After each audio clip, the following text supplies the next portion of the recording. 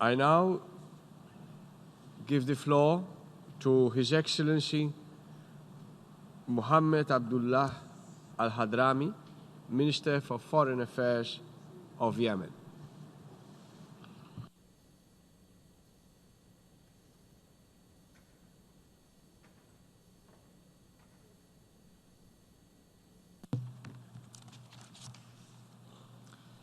السيد رئيس الجمعية. Mr. President of the General Assembly, Mr. Secretary General of the United Nations, Excellencies, ladies and gentlemen, on behalf of the government and people of the Republic of Yemen, I wish to congratulate Nigeria and the President of the General Assembly upon his election to the helm of the General Assembly. We wish him every success. I also wish to thank his predecessor, Madam Maria Espinosa, for her excellent stewardship of the proceedings of the 73rd session of the General Assembly. I also wish to thank Mr. Antonio Guterres, Secretary General of the United Nations, for the sincere efforts that he has been undertaking to achieve peace for the benefit of people throughout the world. We are particularly grateful to him for the interest he had focused upon Yemen, the Yemeni people, security and stability, unity, territorial integrity of my country. I also wish to thank his special envoy, Mr. Martin Griffiths, as well as his team for the efforts that have been undertaken in order to attain peace in my country. Mr. President, ladies and gentlemen, I stand before you today, my heart full of sorrow in the light of the circumstances plaguing my country, Yemen. My country is known for its hospitality, known for its history, our civilization, our ancient civilization. We had been a prosperous, a proud country. Yemen is the cradle of Arab civilization. This was the pride of our region. Today, we are gravely wounded as a consequence of the war imposed by the militias, sectarian armies, exercising torture, exclusion, marginalization, perpetrating myriad crimes to achieve their ends. These are Houthi militias supported by Iran, the main sponsor of terrorism throughout the world. Iran, with expansionist agenda, Iran, which exploits the resources of its people in order to wage war, proxy war, using militias capable of the most heinous forms of destruction and sabotage. Since 2014, the Houthi militias, with support from Iran, have been destroying everything most beautiful, most valuable in my country. My country and our institutions have had to face an armed coup d'etat. The Houthis have detonated our houses of worship, our homes, attacked innocent people, stolen our resources, violated freedoms, and asphyxiated and stifled all forms of dissent, planting all forms of mines prohibited under international law in our water sources, on our soil. These militias, in just a few years, have managed to destroy the dream of all Yemeni people, the dream of freedom, the dream of equality, the dream of life of dignity. This dream had almost been achieved thanks to the initiative of the Gulf Cooperation Council and the outcome stemming from national dialogue that resulted in the adoption of a new constitution, a constitution of a unified Yemen, placing on equal footing all political parties, all citizens, regardless of their tribal or social affiliations.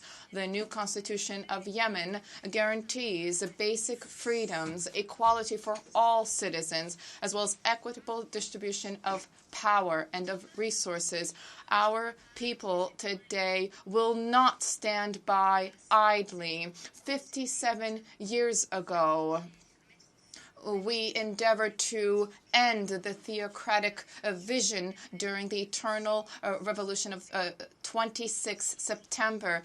Presently, we are dealing with an even more dismal attempt at the theocratic project. We will end any attempt to tear apart our homeland, any attempt to, in order to have a triumph of the 14 October revolution, which was born in the south of Yemen. This is a revolution that we have buttressed with reunification of the country on the 22 May 1990.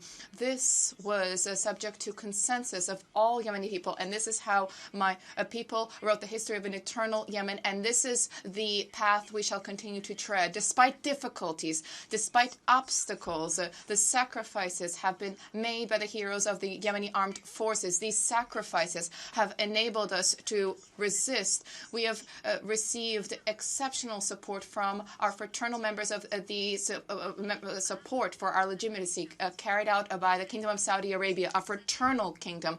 And this has enabled us to contain the untold violence of sectarian militias who continue today to believe in the illusion of a divine right to power, thereby flouting all values of democracy and of human rights.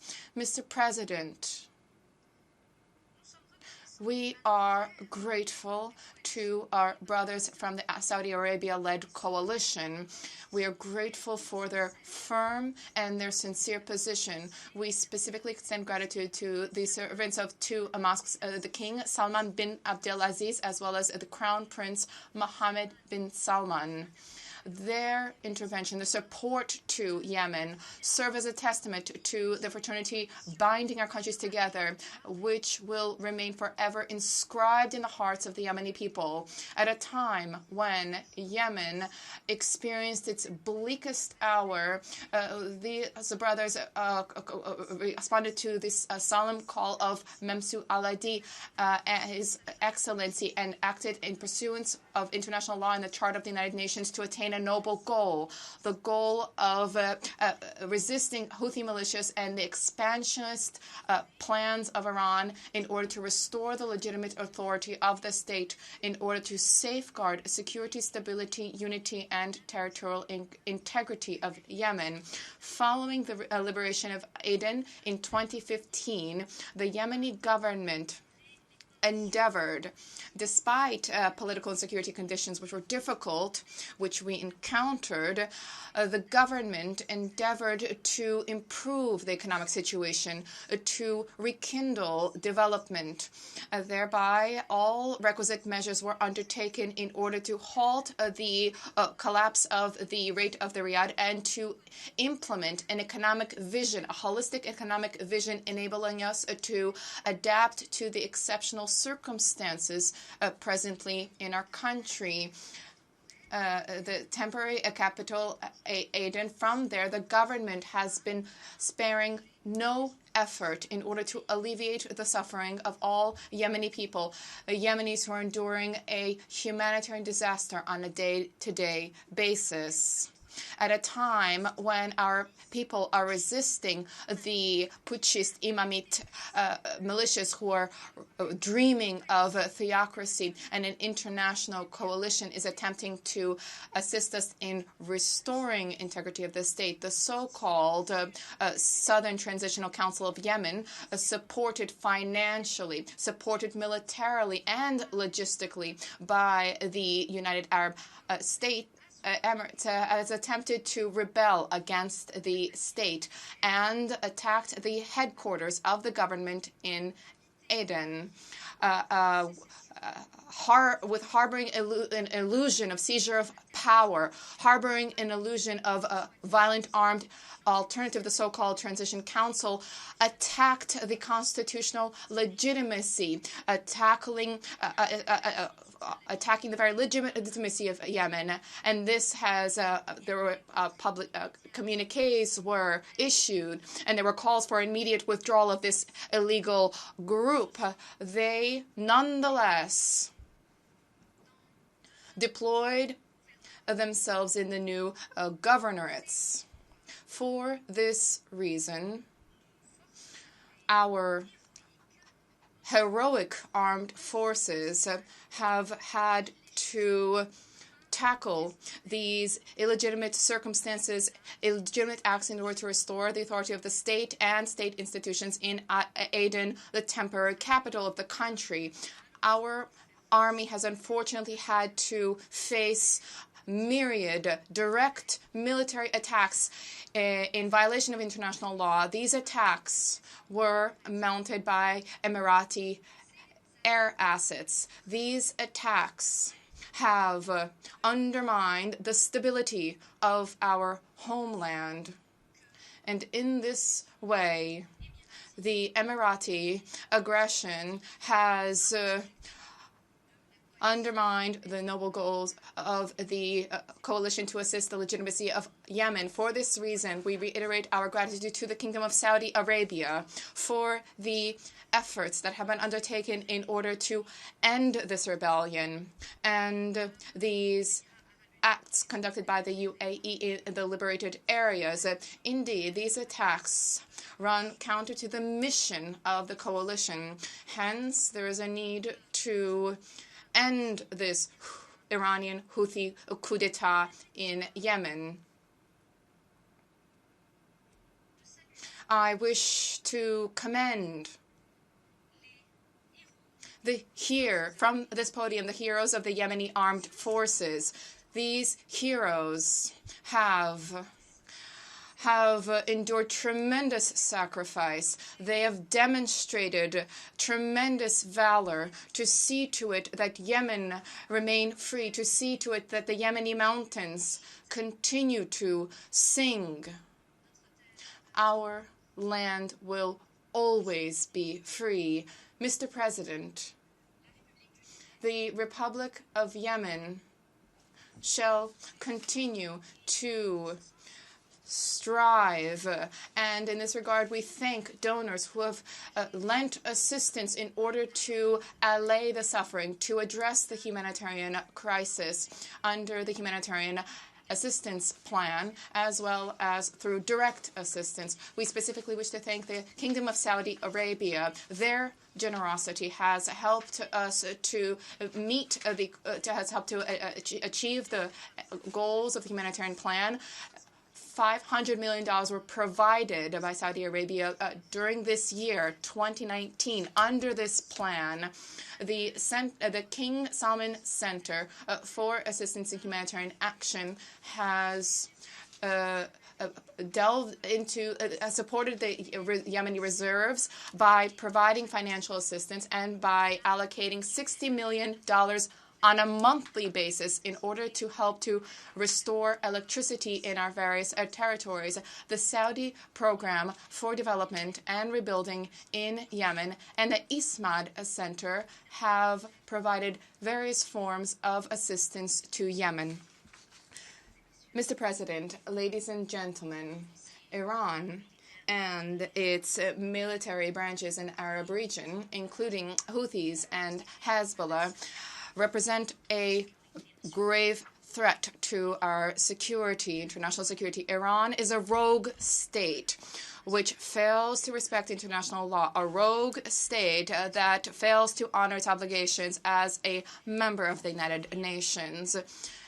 Iran has sown has wrought havoc for the Arab Peninsula, has trained, armed, and financed Houthi militias who have been brandishing the slogans of the Iranian Revolution, and they have embraced an approach based on abuse, repression, and torture. The Houthis have transformed the region into a stronghold to launch rockets in order to threaten the security of neighboring states and navigation in the Red Sea. The reports of the United Nations point to and reaffirm the magnitude of support provided by Iran for Houthi militias. The Houthi militias have not stopped here. Recently, they claimed responsibility for terrorist attacks that targeted the Aramco oil facilities in Saudi Arabia by Kek and Khoris. This unmasks the subordination of the militias before the rogue Iranian state. We condemn this terrorist attack. We reaffirm the fact that the perpetrators of these attacks need to be held to account. This is not merely an attack targeting Saudi Arabia. It is an attack against the international economy. This represents a grave threat to international peace and security. Mr. President, we are not calling for war. We are a peaceful state, wedded to peace. We call for stability. To that end, and in order to uphold our full responsibility vis-a-vis all Yemeni people, we have supported the United Nations process and the efforts undertaken by the Special Envoy for Yemen. We have proactively and in a flexible way contributed to all efforts to achieve peace in line with the terms of reference for Yemen, namely the initiative of the Gulf Cooperation Council, the implementation mechanism, and the outcomes of national dialogue, as well as the resolutions of the Security Council, specifically 2216. We have traveled to Sweden last year to attempt to achieve peace. However, the militias have been intransigent. They've refused to implement the agreement, and thereby we have observed no progress in implementation of the agreement in 10 months. The solution does not lie in neglecting the agreement. The solution does not lie in turning a blind eye to this unjustified intransigence by Houthi militias. The solution rather lies in prompting these militias to implement the agreement and honoring the obligations they have assumed before the whole world. The Houthis need to know that we cannot have empty rhetoric, that tangible measures can lead to peace. It's necessary for responsibility to assume to compel the Houthis to implement the provisions of the agreement, including withdrawal from Hodeidah city and port, implementation of the agreement to release prisoners, and to lift the unjust blockade against the city of Taiz. In this regard, I wish to share with you a very touching letter that I received 2 days ago from the Association of the Mothers of those who have been abducted in Yemen. In this letter, the mothers have requested that I convey to the world their tragedy, the tragedy of losing a child in Houthi prisons, and the use of their sons as human shields. What I would note is that we have never forgotten, we will never forget the crimes perpetrated by Houthis. We will work assiduously for the release of these individuals. Be patient, mother of Anas. You and all mothers of the abducted will see justice done. Sir, the Republic of Yemen reiterates our position. This remains unchanged vis-a-vis the Palestinian question and the inalienable rights of the Palestinian people, including the creation of an independent state with East Jerusalem as its capital. We exhort the international community to continue to support the efforts of UNRWA, the United Nations Relief Works Agency, for this agency to be in a position to deliver assistance to Palestinian refugees. We most emphatically condemn the pursuit of Israeli colonialist and settlement activity. These are day-to-day actions targeting the Palestinian people and Muslim places of worship. This includes the declaration of the President of Israel regarding his intent to annex the land of the occupied West Bank and to impose Israeli sovereignty on the Jordan Valley and the north of the Dead Sea.